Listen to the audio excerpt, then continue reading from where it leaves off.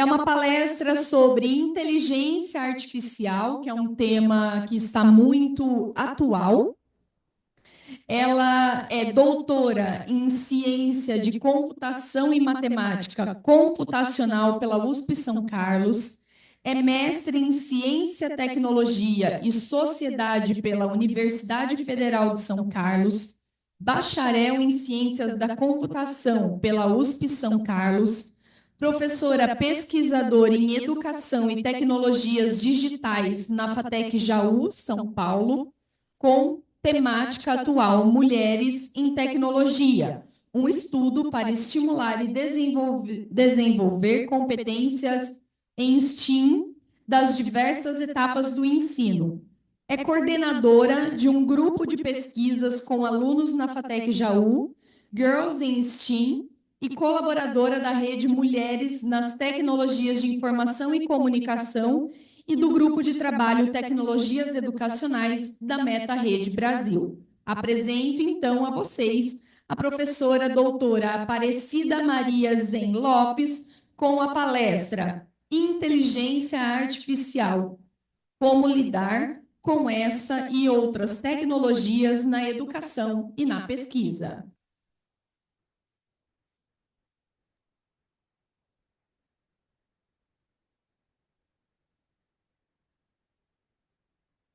Boa noite, vocês já me ouvem aí? Sim? Bacana. Pessoal, primeiramente, muito obrigada pelo convite. Peço perdão, né, por estar remotamente aí com vocês. Realmente, meu problema, de saúde, a gente vai, ganhando um pouco mais de experiência, sabe? Eu fiz aniversário no sábado. E eu tô com um problema na coluna que está me deixando bem limitada em algumas questões. Então, eu espero poder contribuir com vocês por meio da tecnologia, que ela não nos deixe na mão hoje. Eu vou compartilhar a minha tela aqui, pessoal, tudo bem? Será que. Deixa eu ver se eu consigo. Isso. E eu preciso só de um retorno se vocês estão vendo minha tela junto comigo aí. Estamos sim, professora. Isso, muito obrigada. Está em modo de apresentação agora, professora? Está sim. Ok.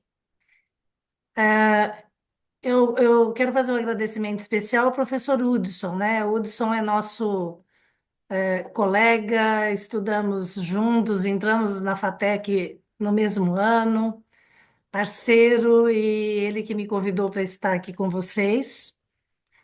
O tema, como já foi falado, né? Inteligência artificial, como lidar com essa e outras tecnologias na educação e na pesquisa. Na verdade, é mais um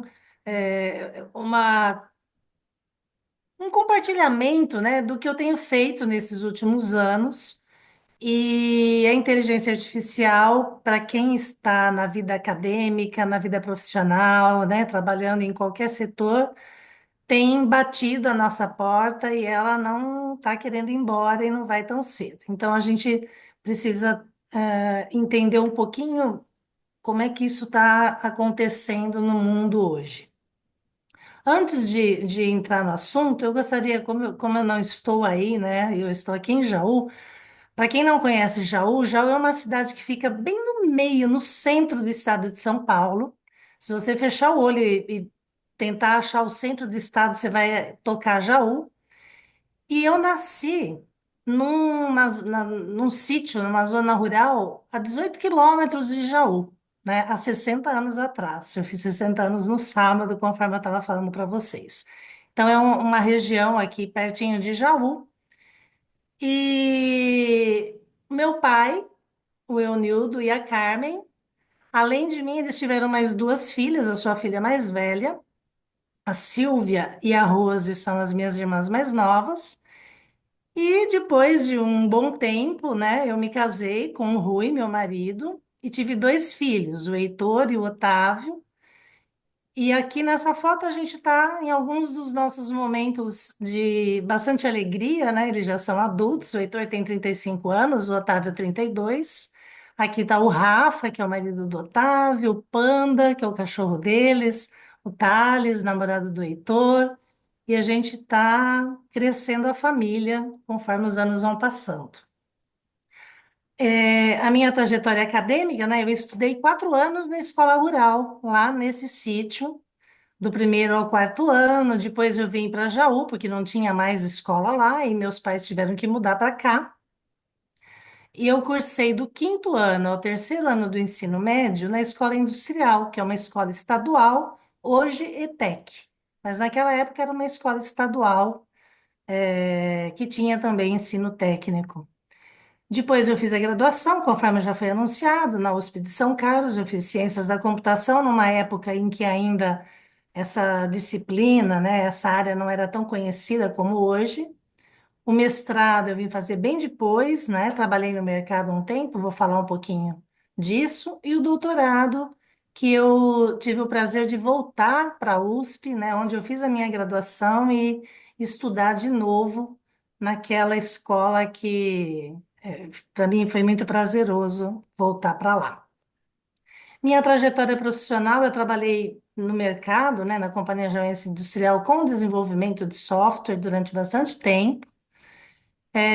Saindo de lá, eu abri uma empresa, então eu fui empreendedora também. Eu e uma sócia, nós ficamos com a empresa durante vários anos. E em 2005 eu ingressei na FATEC Jaú, onde eu estou até hoje, né? O vírus, ou o que quer que seja da academia me picou de um jeito e eu me apaixonei pela vida acadêmica, tanto que depois disso é que eu busquei o mestrado e o doutorado para poder melhorar a minha atuação nessa área. Tenho esse grupo de pesquisas hoje, por conta da pesquisa que eu realizo, né, que eu desenvolvo na FATEC. Então, RJI, nós somos, é uma sigla para professores em regime de jornada integral. Então, hoje eu trabalho 40 horas em dedicação exclusiva na FATEC Jaú. Então, além de dar aula, né, eu faço um pouquinho de pesquisa lá. Tem um grupo bem bacana. E sobre esse grupo, esse tema, porque a pesquisa vai mudando, os temas a gente vai alternando conforme os anos vão passando, né? A gente propõe um projeto por um período. E esse tema desses 3 anos envolve competências em STEM, competências em tecnologia nas mulheres, né? Como desenvolver essas competências nas meninas, como trazer as meninas para a área de tecnologia. Vocês já ouviram falar em STEM? Será que é uma sigla que vocês conhecem? Levanta a mão, eu consigo olhar as mãozinhas de vocês. Quem já ouviu falar esse termo aí? Alguma vez? Ninguém. STEM é um acrônimo, né? Para ciência, tecnologia, engenharias e matemática do inglês. Então, a gente, com esse projeto, deseja motivar as meninas desde cedo para a área de tecnologia. E aí aqui eu coloquei uma provocação com alguns dados que o professor Hudson passou para mim a respeito da UNAR, inclusive. Eu não sei hoje aí no auditório quantas mulheres estão presentes no evento em termos de. Depois o Hudson vai fazer essa contagem para mim. Que percentual a gente tem de mulher no auditório aí? Mas ele me passou aqui que, dentre os professores, 13 são professoras, mulheres, e 30 homens. Então, a gente está num número bem menor aqui. Já com relação a alunas, eu me surpreendi positivamente, né, por conta da minha pesquisa. 448 são mulheres e 302 são homens entre os alunos da UNAR, de um modo geral. E aí eu trouxe uma curiosidade, eu não sei se vocês acompanharam as eleições para prefeitas e prefeitos no Brasil agora, né? O segundo turno foi ontem. Nós tivemos somente 15,2% das candidatas a prefeito, dos candidatos a prefeito e prefeitas foram mulheres, e um número menor ainda do que esse foram eleitas. Então, somente 13,2% dos 5 mil e tantos municípios do Brasil tiveram mulheres eleitas nessa última eleição. Então, é só para mostrar um pouquinho, né, do que me motiva a estar pesquisando essa área de meninas e mulheres na área de tecnologia. E eu fiquei bem feliz com essa apresentação dos alunos do SESI, desse grupo de robótica. Eu acho que é Heloísa, o nome de uma das meninas que falou bastante, e assim, me encantou vê-la falando, a paixão dela e liderando de certa forma, né? Meninas e meninos trabalhando juntos aí. É isso, a gente precisa dessa meninada à frente das coisas. E aí, voltando, tá tudo bem com o som aí? Tudo bem? Ok? Tudo perfeito. Voltando para a temática da pesquisa, né? Vivemos essa evolução, essa revolução tecnológica nesses últimos anos.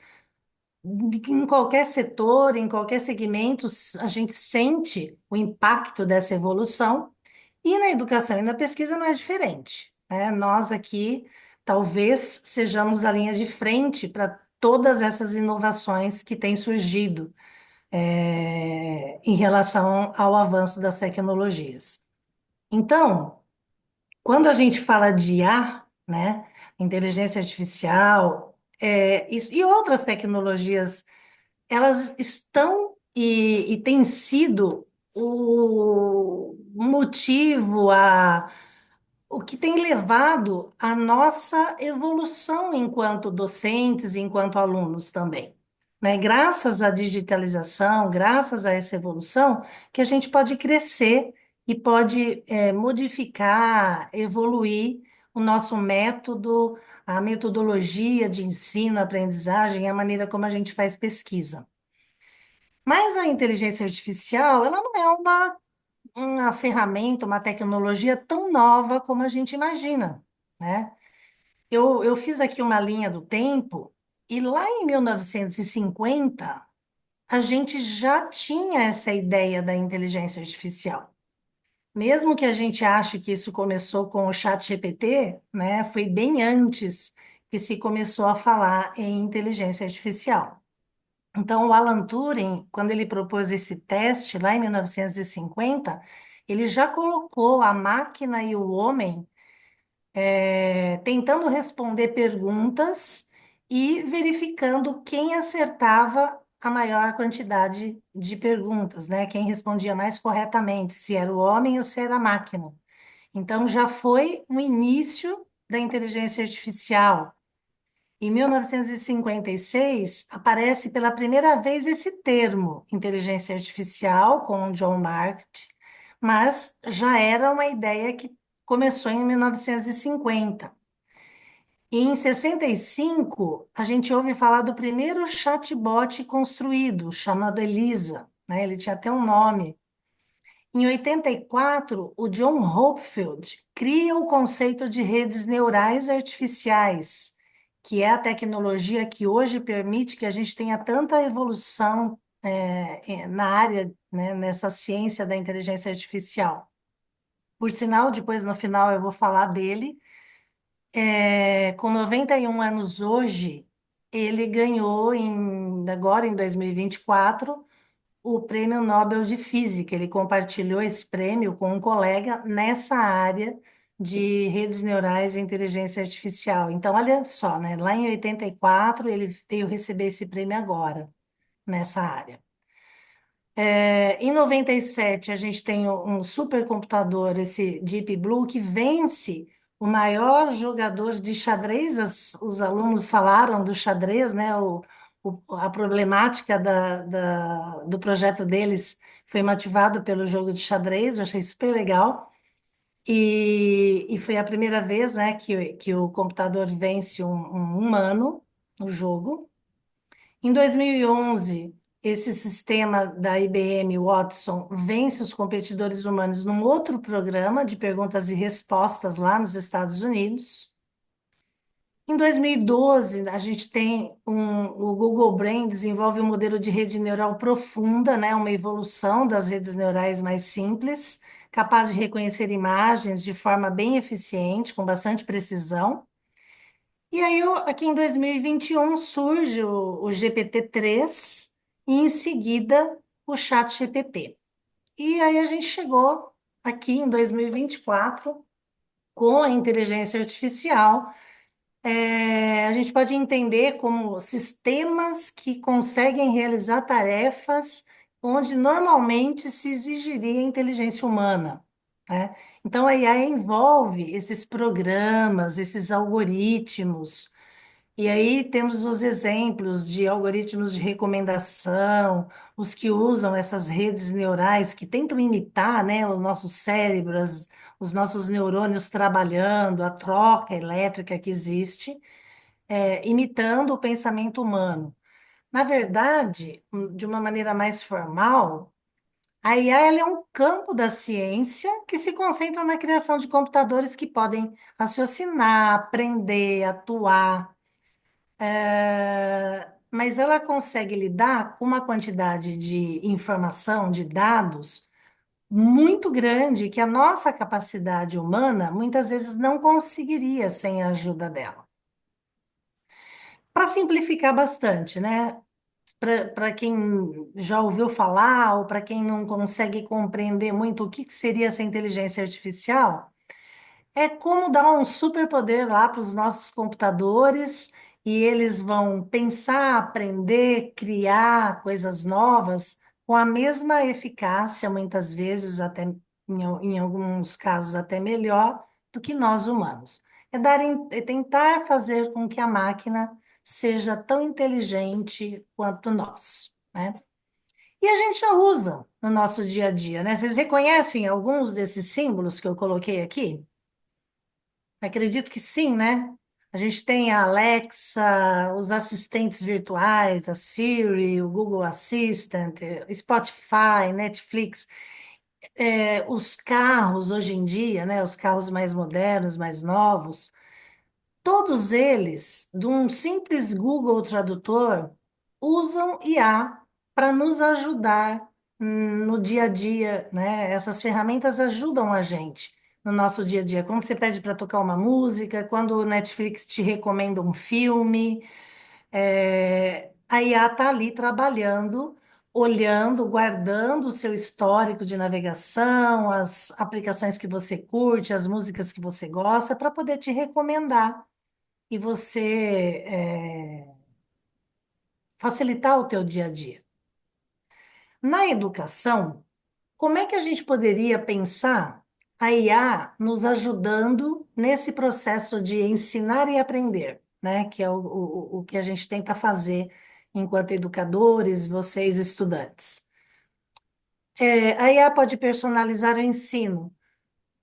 O que significa personalizar o ensino? Como que ela pode ajudar a gente a ter um ensino personalizado? É aquela aprendizagem que ela vai acontecendo de acordo com a necessidade, com o ritmo do aluno.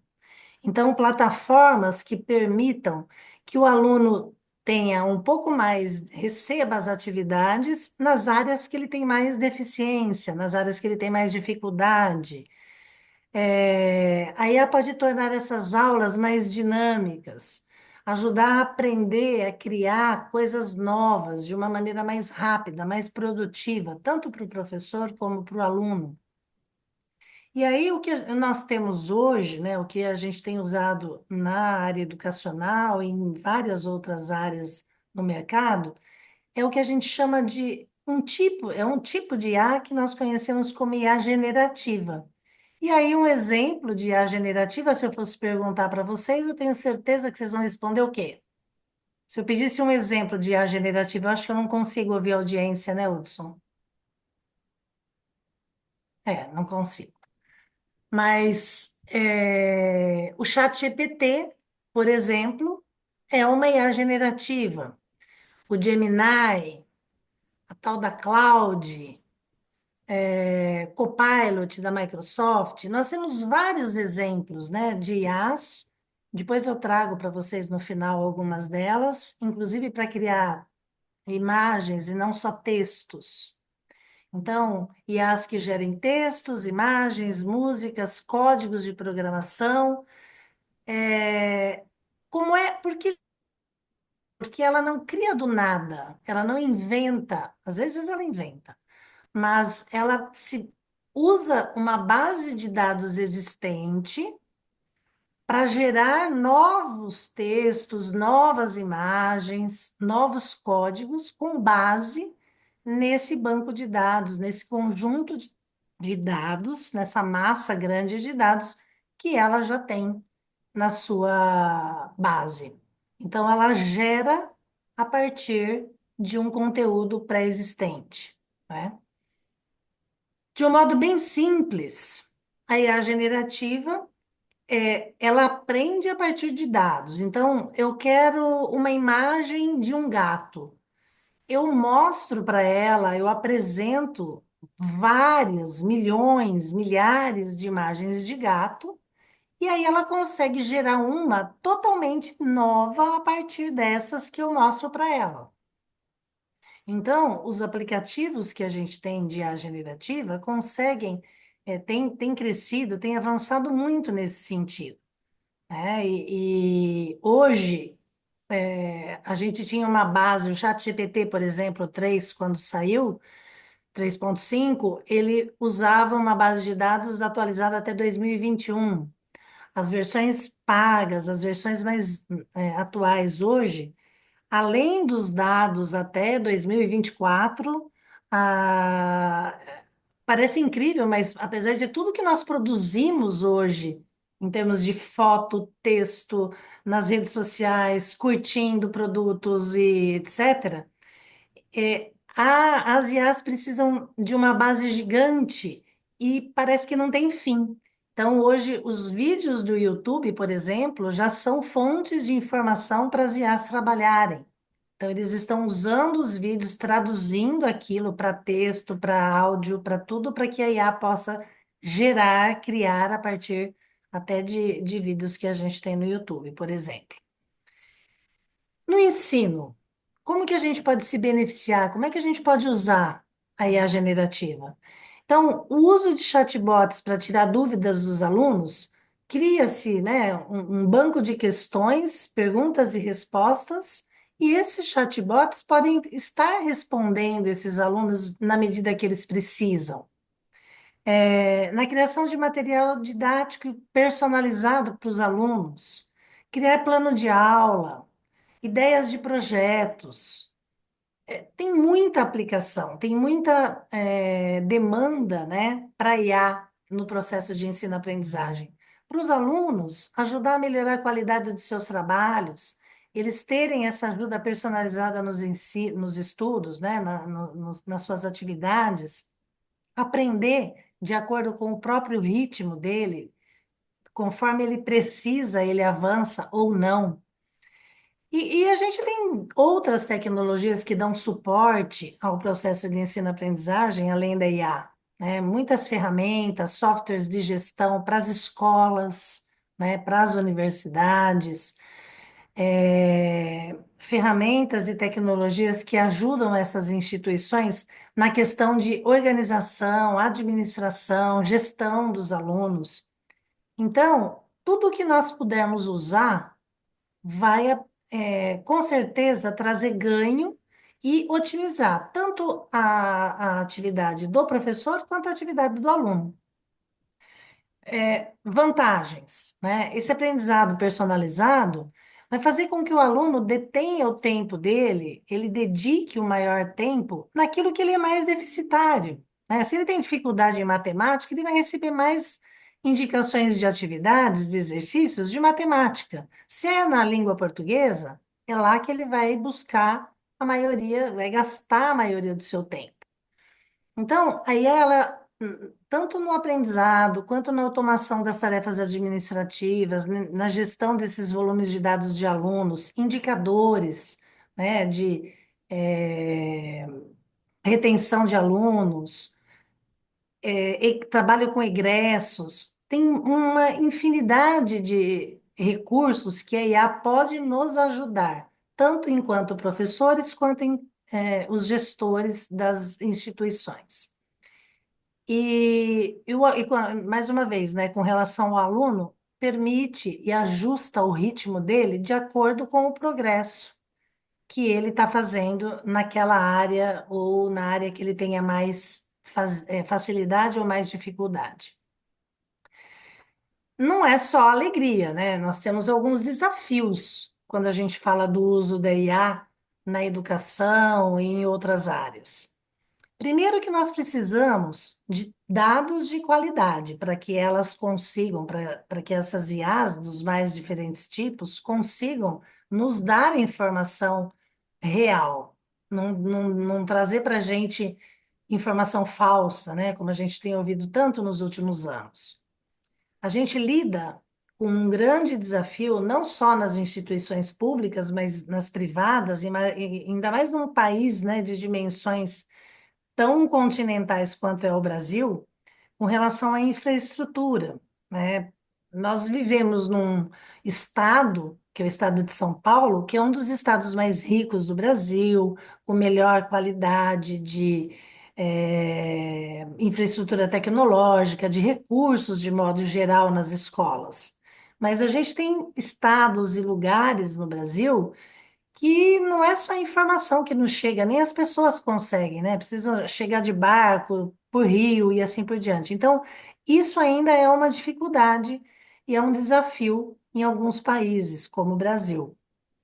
Além disso, tem a resistência à mudança. Nós somos resistentes à mudança, né? A gente gosta de ficar naquela área de conforto. Por que que eu preciso inovar? Por que que eu preciso mudar a metodologia da minha aula? Vamos assim mesmo, deixa como tá. E aí a gente pensa que é só com relação aos educadores, né? Eu gosto de dizer que nós, professores, a gente muitas vezes, os mais experientes como eu, né? A gente fala, não, mas o aluno, ele sabe, ele nasceu digital, né? Eu dou aula na FATEC para alunos nos primeiros desculpa, nos primeiros semestres do curso. Então, 18, 19 anos, dependendo do curso, a gente tem alunos com um pouco mais de idade. Então, a gente acha que eles nasceram. Vocês, estudantes que estão me ouvindo aqui, né, dos mais diversos semestres, muitas vezes têm dificuldade, assim como nós, em usar determinadas ferramentas e tecnologias. A gente pode ser expert em aplicativos, redes sociais, jogos, etc., mas quando a gente se depara com algo novo, uma tecnologia que a gente ainda não usou, assim como os educadores, os alunos também têm essa dificuldade. Então, tudo isso acaba trazendo a necessidade de se estudar, pesquisar, aprender, capacitação, que eu vou falar em seguida. Na pesquisa é a mesma coisa. Desculpa, aqui. Eu consigo usar IA para ajudar, por exemplo, eu que faço pesquisa, os professores aí na UNAR, né, de pós-graduação, graduação, projetos, a IA pode nos ajudar a analisar e interpretar esses conjuntos de dados, a coleta desses dados quando a gente faz pesquisa empírica, né, formulários e etc.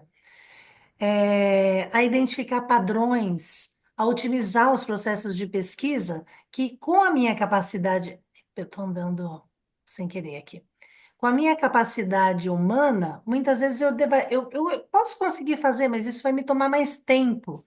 Então, é nessa questão de lidar com grandes volumes que a IA ajuda bastante na pesquisa acadêmica, na pesquisa científica também. Tem desafios? Tem também, né? É, Geralmente, dependendo do grau do pesquisador em termos de tecnologia, do que ele conhece, ele depende de especialistas em tecnologia para poder usar essas ferramentas. Eu sou da área de tecnologia, a minha vida profissional inteira lidando com isso. E quando eu preciso usar software para tratamento estatístico das minhas pesquisas, eu peço ajuda, porque não é simples você alimentar a ferramenta com os dados que você coletou junto à sua amostra, né? Então, muitas vezes essa dependência da tecnologia é uma limitação para a gente usar na pesquisa. A IA pode nos ajudar, mas a gente enfrenta essas dificuldades, né? Desafios éticos no uso dos dados, então aqueles termos de compromisso que a gente tem, não posso usar os dados indevidamente, a gente lida com a Lei Geral de Proteção de Dados, a ética em pesquisa. E, além disso, possíveis vieses nos algoritmos. O que é isso? Distorção, né? Dados incorretos, pontos que não são ajustados. Então, não é tão simples quanto parece, mas a gente consegue pesquisando e estudando. Outras ferramentas, né, como softwares, as plataformas de ensino à distância, softwares de análise de dados, que eu falei agora, softwares de estatística, geradores de questionários, quizzes, formulários online, muitas tecnologias estão, juntamente com a IA, para nos ajudar a melhorar esse processo, tanto do ensino quanto da nossa pesquisa. Além dos desafios, né, a barreira para implementar melhor, para o uso efetivo dessas ferramentas nas nossas aulas, nas nossas instituições, a gente pode falar dos custos elevados. Hoje você consegue usar muitas ferramentas gratuitamente, mas com limitação do número de usuários, com limitação das funcionalidades que as ferramentas permitem, né? Então, se a gente somar, né, eu falo que como pesquisadora, como professora, a gente recebe um salário para trabalhar hoje e a gente brinca que para conseguir usar todas essas ferramentas e pagar por elas, a gente tira da nossa reserva técnica, que é a gente mesmo, né? Não sei na instituição privada como é que fica essa questão, mas nós aqui na escola pública, né, na FATEC, que é um organismo do governo do estado de São Paulo, quando a gente precisa usar algum recurso desses, a gente arca com eles. Então, esses custos não são baratos, né? A capacitação dos professores, convencer os professores a se capacitarem, promover a capacitação deles, a manutenção dessas tecnologias, tudo isso pode significar uma barreira, uma dificuldade para o uso da tecnologia que inclui a IA na educação. Além disso, tem os desafios éticos, né? Nós temos que ter cuidado com a privacidade dos dados, como eu já falei. Tem a desigualdade no acesso lá, né? A oferta, a rede de infraestrutura de internet e outros mais. E temos que lidar com a dependência excessiva da automação. Hoje, se vocês andando pela instituição aí, pela UNAR, eu tenho certeza que a realidade é igual. Quando você está no intervalo e anda pelos corredores, todas as pessoas, e aí eu incluo os professores, estão com seu smartphone na mão, em qualquer minuto ou segundo, isso quando não faz isso em sala de aula, né? Então, qual que é a melhor maneira de lidar com essa dependência excessiva da automação? Será que a IA contribui para melhorar essas questões ou ela acaba piorando ainda mais? Tem um projeto de lei que passou tá em trâmite, né, desde setembro, para proibir o uso do smartphone nas escolas. De novo, né, essa questão já veio, já voltou várias vezes. Em alguns países, inclusive, isso já é lei. Se não me engano, Bélgica, Holanda, Espanha, alguns países já determinaram a proibição. Por quê? Já existem estudos demonstrando o quão prejudicial é para as pessoas, para as crianças, jovens, adultos, ficar tanto tempo exposto numa tela de celular, numa tela de computador. Então, olha quantas coisas a gente tem que pensar, né? Quantos detalhes, quantas questões têm que ser levadas em consideração. Quando se fala de IA, então, o quanto isso é seguro, o quanto nossa privacidade vai ser invadida, tem muita coisa para se considerar. O bom é que a gente tem as contribuições, né? A gente já falei agora há pouco para vocês. Então, tornar a experiência da aprendizagem mais dinâmica, poder promover um ensino baseado em evidências, redução de lacunas de aprendizado, oferecer personalizadamente o que o aluno precisa, usar a tecnologia para engajar os alunos nas experiências que a gente promove em sala de aula. Tudo isso pode trazer uma série de vantagens e melhorar, até a evasão dos nossos alunos. Na pesquisa, né, a cachorra resolveu latir aqui.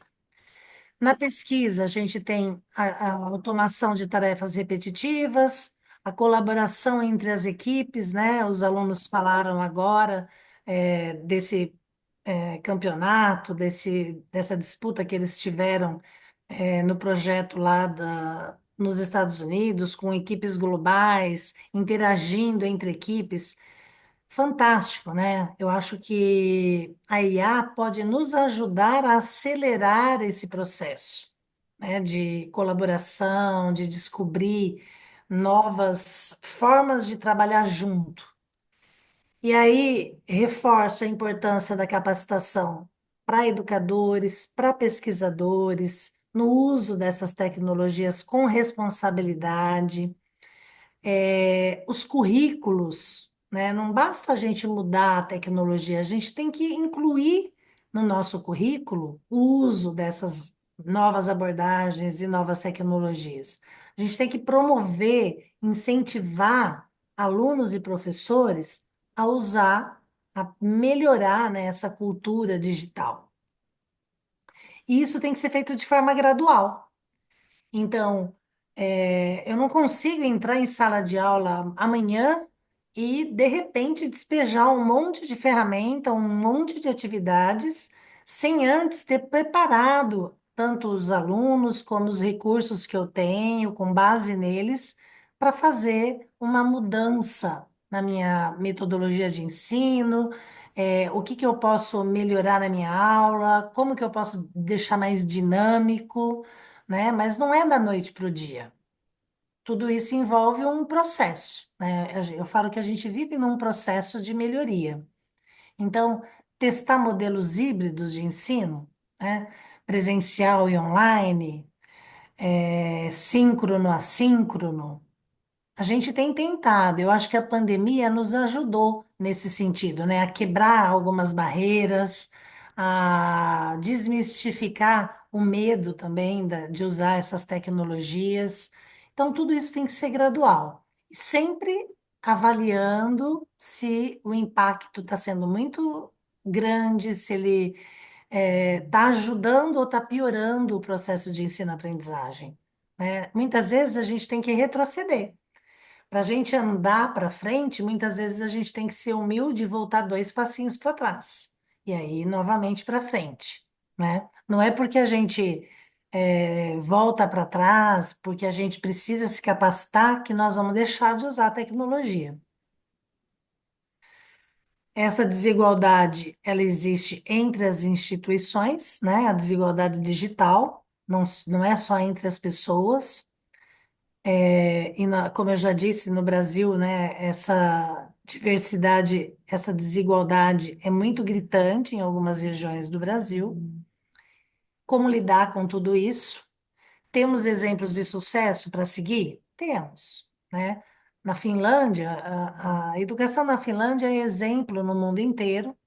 Eles já usam IA, já tem o hábito, né? As escolas já usam plataformas digitais, personalizam o ensino há bastante tempo, né? E cada vez mais a IA integrada nas atividades. Na Suíça tem uma escola, depois eu vou deixar esse material para quem tiver interesse, o professor Hudson pode disponibilizar para vocês. Tem um videozinho curto aqui do uso do chat GPT. Nós, professores, assim como foi com a calculadora, com o Google, com o Wikipédia, a gente às vezes tem um preconceito de usar o que é novo, porque a gente não tem controle, né? Para a gente deixar nosso aluno usar o chat GPT, nós precisamos saber usar o chat GPT. Qual é o contexto que eu vou criar lá no prompt para ele me dar uma resposta de acordo com aquilo que eu preciso? Porque se eu fizer uma pergunta ruim, ele vai me dar uma resposta ruim. Nessa escola que eu coloquei esse vídeo aqui, nas mais diversas disciplinas, os professores em sala de aula incentivam os alunos a usarem o chat GPT para realizar as atividades. Qual que é o segredo, né? Além de você ambientar, né, dar as características do ambiente, do contexto, para elaborar uma boa pergunta, você tem que ter um senso crítico para saber se o que ele está te devolvendo como resposta é uma resposta legal, é uma resposta verdadeira, baseada em evidências, né? De acordo com os conceitos daquela área, daquela temática. Quem é que pode dizer isso? O especialista, normalmente o professor. Mas a gente, enquanto aluno, quando a gente é aluno, temos que ter essa consciência também.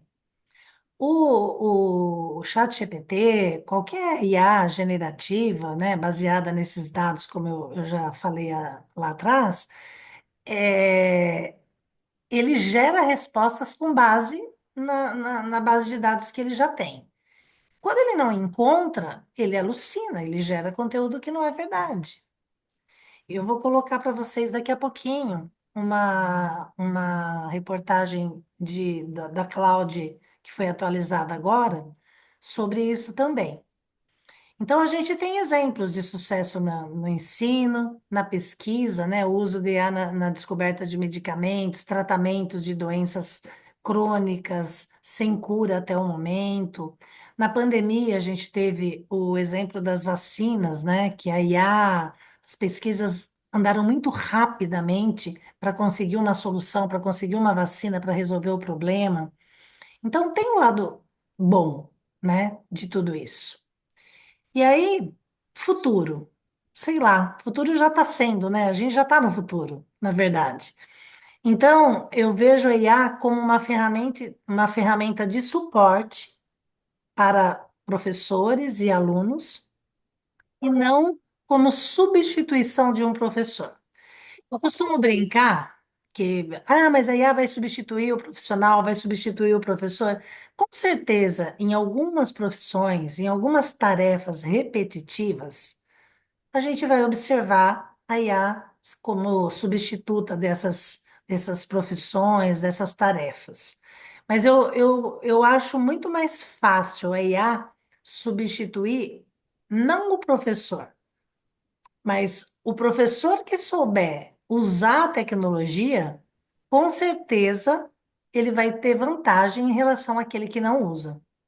Então, não é da IA que ele deve temer, o professor e o profissional, ele tem que se preparar para não perder a sua posição para aquele outro profissional que sabe usar a tecnologia melhor que ele. Então, a IA, ela pode ser uma aliada poderosa no processo educacional. Mais uma vez, né? Eu coloco aqui e repito daqui a pouco.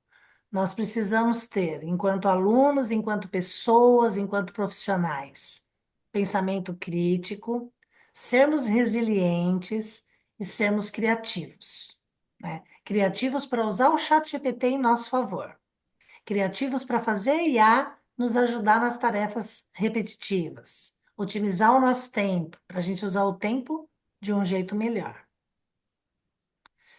Aí, alguns exemplos que eu trouxe para vocês de ferramentas que já usam IA. Eu tenho aqui os links dessas ferramentas, né? Socratic, o Newton, Cloud, que teve uma atualização recente, a semana passada.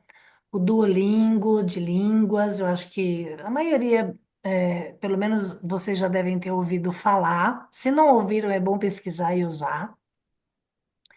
Essa CID, Professor Digital, é uma plataforma lá do governo do Paraná, que já está sendo usada há bastante tempo, já com IA. Árvore, que é um aplicativo educacional, o Tutor Mundi, que é uma plataforma onde qualquer um de nós, professores ou alunos, podemos nos cadastrar como tutores, auxiliando as pessoas nos seus aprendizados dos mais diversos tipos, assim como a TIT, né? São plataformas de ensino, todas elas já empregando IA para melhorar, para otimizar a ferramenta. Na pesquisa, né, eu vejo uma grande colaboração entre os humanos e a inteligência artificial nas pesquisas complexas, né? Eu dei o exemplo de medicamentos, de vacinas, mas nas mais diversas áreas a gente pode usar a IA. As instituições precisam investir, sim, em infraestrutura. É preciso criar políticas institucionais dentro de cada instituição, cada um tem que ver o que é melhor, como é que ele pode usar a IA em benefício da instituição, em prol da educação de qualidade. Políticas públicas, esperamos que elas aconteçam, né, regulando o uso de dados e não proibindo simplesmente, fomentando a pesquisa e promovendo a inclusão digital, né? Hoje nós precisamos incluir, muito se fala em acessibilidade, em pessoas com deficiência, mas quando a gente fala em usar a tecnologia, usar a inteligência artificial, nós temos que ter o cuidado para que ela não seja um fator que prejudique ainda mais a inclusão digital. Ao invés dela promover a inclusão, ela promover que as pessoas não tenham acesso, né? Então, quem não tem acesso não pode ficar de fora. Essa inclusão tem que ser geral, tem que ser pensada e cuidada. Tendências futuras, eu falei da Cloud, essa versão 3.5 da Sonnet. Essa empresa, Anthropic, é uma startup de IA que a Amazon apoia, e ela lançando essa versão, saiu a reportagem dia 24 agora, 22, nos Estados Unidos, já está Google, Microsoft, né, a Meta de um modo geral, todo mundo de orelha em pé, correndo atrás, trabalhando para lançar esses agentes de inteligência artificial. Já faz bastante tempo que a gente ouve falar em agentes de IA, mas agora ele se tornou real, né? Então, o que é isso? As pessoas, hoje, eu sento na frente do computador, digito o que eu quero, navego, clico aqui e ali. Esse agente de IA, ele já navega em sites, consulta documentos, preenche formulários como se ele fosse eu, um humano, né? E é uma versão alfa, beta, que está sendo testada exaustivamente, de uma maneira bem agressiva, enquanto as outras empresas ainda estão com cautela testando esse tipo de agente. A Anthropic lançou e está abrindo caminho aí, deixando o pessoal, todo mundo de cabelo em pé, né? Eles querem que em 2025 esses agentes já estejam em pleno funcionamento. Eu não sei se vocês observaram uma outra novidade no WhatsApp, já tem a- o botãozinho da IA, né? A Meta já lançou. Se você fez a atualização do seu WhatsApp agora, recentemente, acho que a partir de 10 de outubro, você já tem uma IA para conversar ali, um promptzinho dentro do WhatsApp também, né? E aí, com relação a tudo isso, né, esses agentes, a questão da regulação, o que é legal, o que não é legal, um profissional da Maritaca aí, que é o Rodrigo Nogueira, falou numa reportagem que eu estava lendo sobre isso, que essas ferramentas, ele chama elas de perigosas. Por que que elas são perigosas? Porque elas vão gerar informação ruim? Porque elas vão prejudicar a vida de alguém? Não. Eu achei super interessante o que ele comenta. Uma vez que nós aprendermos a confiar nessas IAs, não iremos mais verificar o que exatamente elas estão fazendo para cumprir a tarefa. E aí sim é perigoso. Ou seja, os pesquisadores, as pessoas, os profissionais, a preocupação é, nós vamos achar essas IAs tão perfeitas que a gente vai deixar de checar se realmente elas estão entregando o que era para entregar. E aí que a gente pode errar e pode fazer coisas não tão certas assim. Eu achei muito legal o que ele falou. Na própria ferramenta, né, eu tenho instalado, eu tentei instalar essa atualização da cloud, ela já avisa aqui. Então, é, ninguém pode dizer que não, que a IA enganou, né? Ela fala que ela pode gerar dados incorretos ou errados. Ela fala que ela não tem a intenção de dar conselho, nem legal, nem financeiro, nem médico, nem amoroso, né? Não acredite na conversação sozinha, sem fazer uma pesquisa independente. Então, eu faço uma consulta, ela me dá um resultado, vai lá, confirma se aquilo é verdade. Não acredita piamente na IA. Ela está dizendo aqui, ó, nas instruções da própria Cloud, tem esse aviso. E ainda avisa que pode mudar os direitos de uso, funcionalidades, políticas de uma hora para outra. Hoje ele tem essas funcionalidades e eles podem tirar do ar, podem começar a cobrar e assim por diante. Então, gente, aqui eu só confirmei, né, do John Hopfield, que lá atrás trabalhava com redes neurais já, e com 91 anos, ainda bem que deu tempo em vida dele receber o Prêmio Nobel de Física, junto com o Geoffrey Hinton, né? O tema do prêmio dele, descobertas fundamentais e invenções que permitem aprendizagem automática com redes neurais artificiais. Legal, né? Nobel de Física recebendo prêmio por conta de IA também. Bom, gente, falei bastante, finalmente eu tô aqui encerro, tô quase encerrando, né? As IAs e as tecnologias, elas trazem tantos desafios quanto oportunidades. A adaptação contínua é essencial para o nosso sucesso no uso delas. E mais uma vez, precisamos ter pensamento crítico, sermos criativos, resilientes, usar a palavra-chave do mundo atual: colaboração, trabalhar em equipe, trabalhar em conjunto, compartilhar.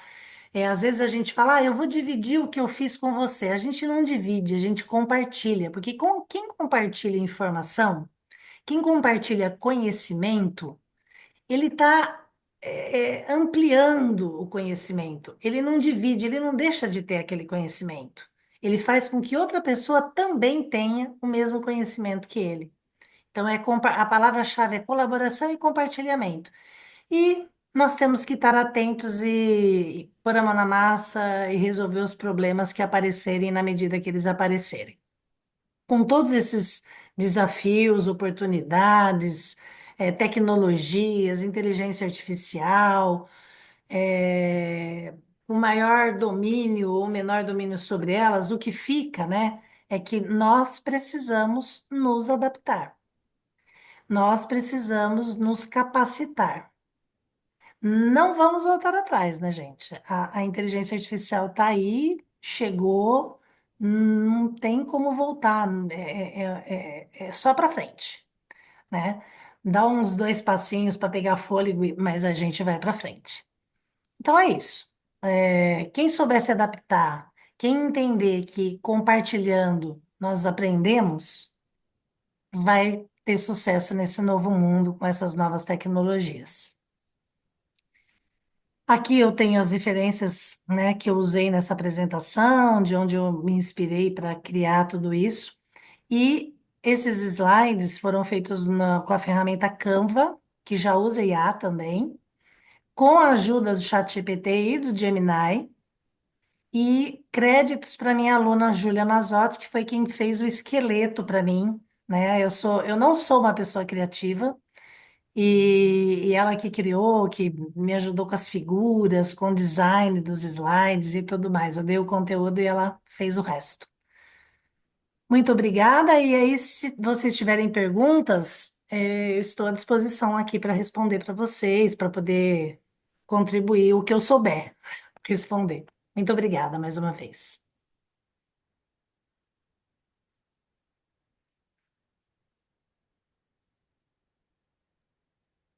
Alguém tem alguma pergunta, pessoal? Só levantar a mão que eu levo o microfone. Não? Opa, tem uma lá. Só um minutinho, professora. Tá, estou tentando aumentar minha tela aqui. Parar de compartilhar. Quem fica com a mão levantada, por favor? Boa noite, doutora. Ótima palestra. Ótima palestra. Não existe como colocar algum filtro nessas informações, que ela auto se alimenta, mas se caso eu ver uma informação errada, como cidadão, eu não tenho como denunciar essa informação, relatar essa informação, ou ela não tem jeito, né? Dessa informação que está errada no site, né? E outra coisa que a senhora falou, realmente, antigamente a gente tinha algumas revistas, né, que eram referência para a gente, né, que tinham, onde eram publicados trabalhos. Essas revistas são usadas também como dados, mas o que me preocupa é isso, eles estão pegando dados também do YouTube. Então, no YouTube também pode se produzir tudo, né? Então, é uma coisa que se preocupa. Não existe nenhum filtro mesmo dessas informações nesses sites. Assim, um filtro humano, alguém que cheque essas informações, ou ela auto se alimenta mesmo, não tem filtro nenhum mesmo para ver se checar se a informação é correta ou não. Como é seu nome? Alfredo. Alfredo, obrigada pela pergunta, Alfredo. Veja bem, Alfredo, eu não sei se você já teve a experiência, né, de montar um prompt, de montar uma pergunta para o ChatGPT, para qualquer uma dessas Copilot, Gemini, enfim. Quando você faz uma pergunta e ela te responde, dependendo, tem algumas ferramentas que, inclusive, quando ela te dá a resposta, ela te indica alguns links que ela usou como consulta. Já existem algumas, né, mesmo o Copilot, que ele não só te responde, como ele fala onde é que ele buscou aquela informação. Em site ou um artigo, né? E pode ser PDF, pode ser só o link, enfim. Mesmo assim, pode ser que esses links, esses artigos que ela te indica, não sejam 100% reais.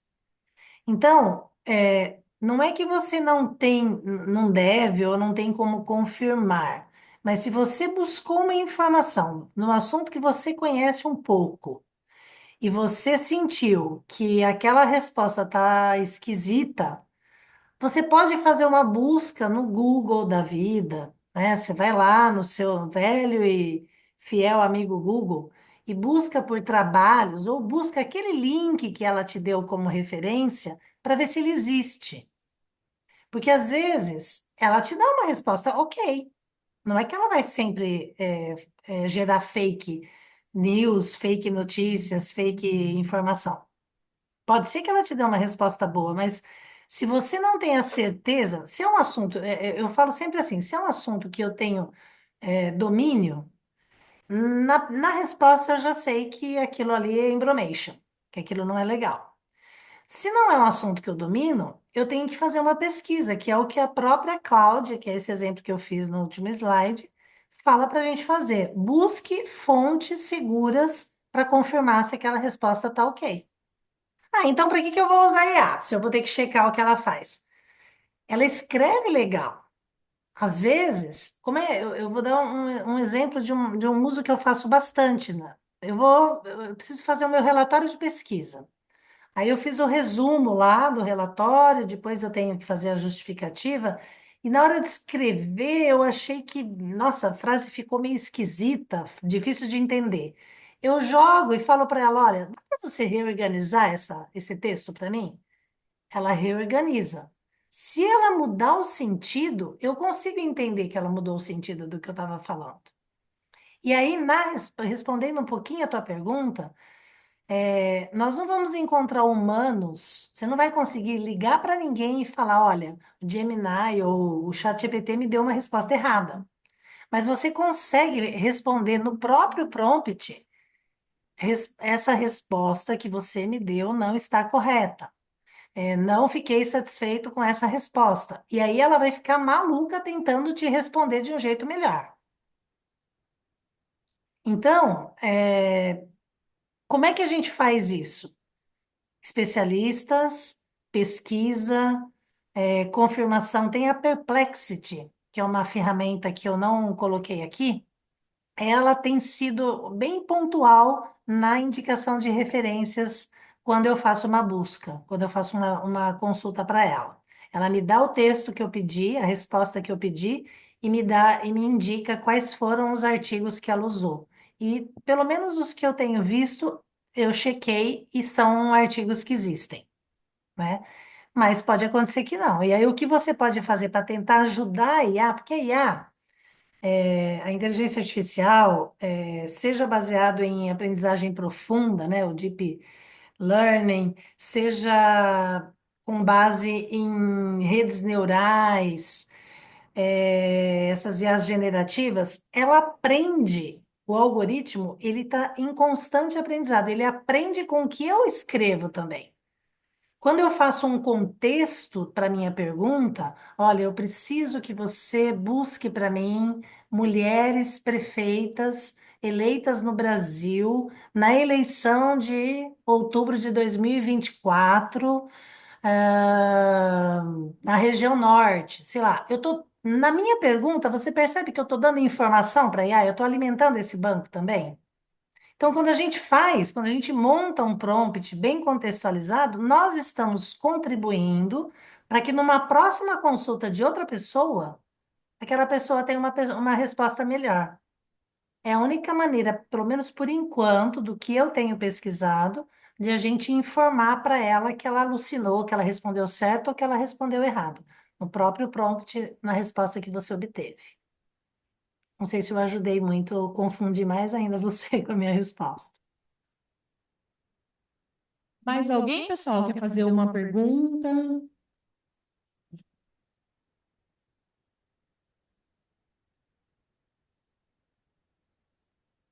Não? Bom, queria agradecer à professora Aparecida, que esteve aqui com a gente nessa noite, e para a gente que é do tempo da enciclopédia Barça, de pesquisa, fica um pouco. A gente entrou na era do Google, que ajudou bastante, mas lógico, a gente tem que ter um filtro, como a professora bem colocou para a gente tem que ter um filtro de onde está vindo essa pesquisa, mas facilitou muito, né? Facilitou muito a vida dos pesquisadores em ter acesso a periódicos nacionais e internacionais de uma forma mais fácil. E vou passar o microfone para o professor Hudson, que quer fazer um agradecimento especial. Bom, quero agradecer minha amiga, Cida Zen. Como ela falou, nós estudamos juntos, né, há muitos anos atrás, na USP, São Carlos. Só que eu era bicho dela. Eu entrei primeiro? Não, você entrou primeiro, né? Quando eu entrei, você já estava lá, né? Isso. Eu já estava saindo quase.